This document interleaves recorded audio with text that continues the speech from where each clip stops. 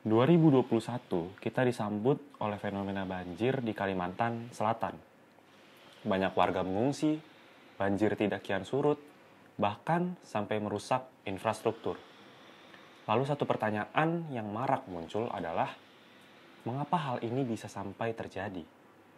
Bersama saya Brema, mari mengulas di kacamata arsitek lanskap.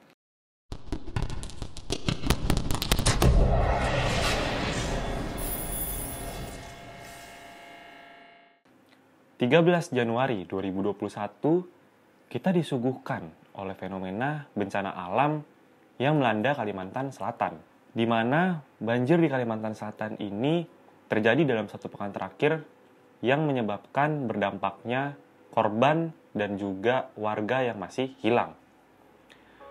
Banjir di Kalimantan Selatan juga berdampak pada kerusakan 22 jembatan, 107 tempat ibadah, 75 sekolah, dan merendam jalan raya sepanjang 18.294 meter. Lahan pertanian pun yang seluas 46.235 hektar juga gagal panen akibat banjir berhari-hari. Warga terdampak banjir tersebar di 11 kabupaten atau kota di Kalimantan Selatan. Nah, ke-11 daerah itu ialah hulu Sungai Tengah, di Banjar, di Tanah Laut, Barito Kuala, Balangan, Tabalong, Banjarbaru, Tapin, hulu Sungai Selatan, Banjarmasin, dan hulu Sungai Utara. Sementara, jumlah warga terdampak banjir yang terbanyak itu berada di Kabupaten Banjar dengan total 190.929 jiwa, lalu di kota Banjarmasin itu ada 100.722 jiwa, dan juga di hulu Sungai Tengah yang berjumlah 77.567 jiwa.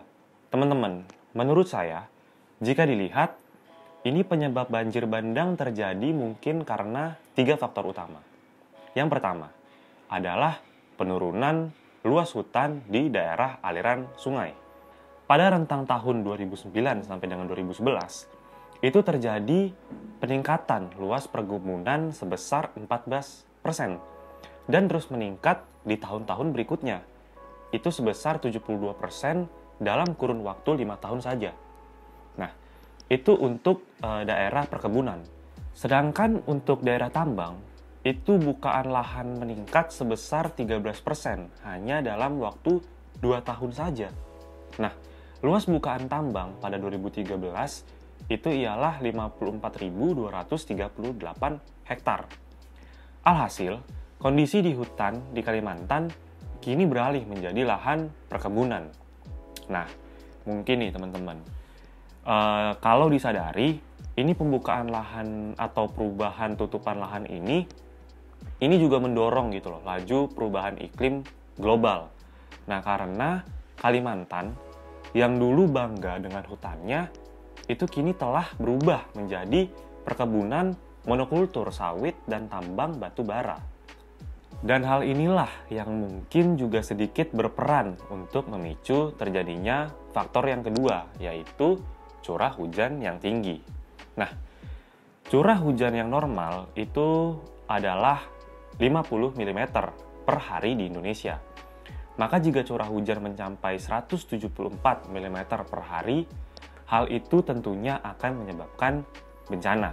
Atau 150 mm itu disebut ekstrim dan memang berpeluang besar mengakibatkan bencana alam seperti misalnya banjir, longsor, dan lainnya. Selain itu, bukan hanya bicara curah hujan saja, namun juga bicara lokasi, durasi, hingga luasan cakupan hujannya. Nah, berdasarkan data yang dihimpun oleh BMKG, teman-teman, hujan dengan intensitas tinggi ini memang merata hampir di seluruh wilayah di Kalimantan Selatan. Lalu faktor yang ketiga yang bisa saja memperburuk kondisi banjir ini ialah air laut pasang yang kian meninggi. Nah, gelombang laut pada saat itu memang mencapai 2 hingga 2,5 meter dan ini bersamaan dengan curah hujan yang begitu tinggi. Nah, teman-teman, kalau kita melihat 3 faktor utama yang dibahas ini, tentu ketiganya saling berkolerasi dan saling berkesinambungan. Nah, fokus utama faktor banjir ini itu mungkin adalah karena curah hujan yang tinggi.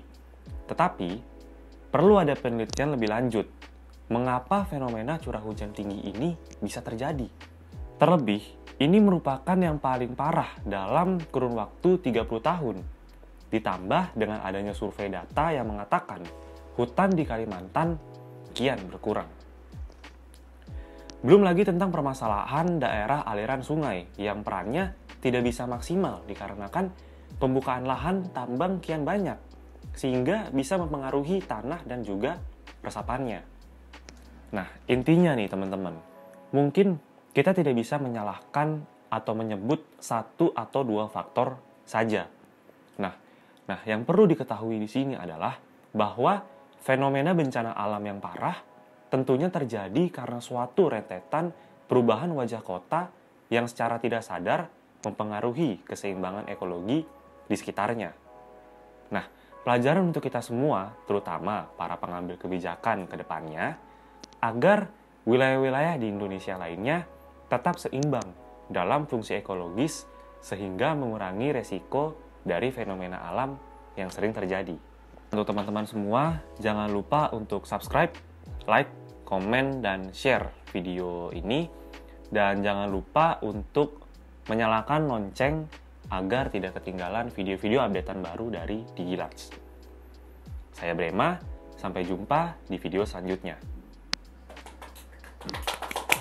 Anjir lu yang lain tepuk tangan lu kentut, Jal.